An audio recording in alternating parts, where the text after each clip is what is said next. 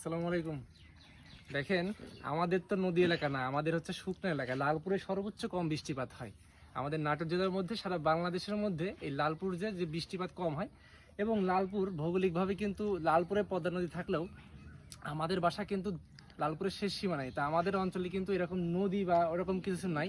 যে নদীটা আছে বড় নদী, এই বড় নদীটার উপরে কিন্তু এরকম আর নাই। আমার জীবনে কিন্তু আরের উপর উঠি নাই, আজকে প্রথমে আরের উপর উঠছি। এই যে দেখেন বাঁশের আর, এই আটটা দিয়ে কিন্তু এভাবে ধরে ধরে পার হতে হয়। তো আমার ফার্স্ট টাইম লাইফে ওঠা। তো দেখেন আসলে এই এটার অনুভূতি কিন্তু আমি বুঝতেছি। আপনাদের যারা আছে আপনারা কিন্তু এগুলোর অনুভূতি বুঝবেন না, কারণ এগুলো একটা সময় থাকবে, এগুলো কালে ভদ্রে হারিয়ে যাবে। তো এটার পর যে হাঁটতেছি, এটা কিন্তু একটা অন্যরকম অনুভূতি হচ্ছে। তো এই হচ্ছে আজকের ভিডিও, যে ছিল যে আমাদের কিন্তু নদীমাতৃক দেশ হলেও আমরা এমন একটা অবস্থান বাস করি যেখানে কিন্তু আমাদের এরকম নদী বা নালা, যেটাকে বলা হয় খাল, এগুলোর উপর কিন্তু এই যে বাঁশের আড় দিয়ে কিন্তু রাস্তা পারাপার হওয়া। তো এটা কিন্তু আসলে চমৎকার একটা বিষয়।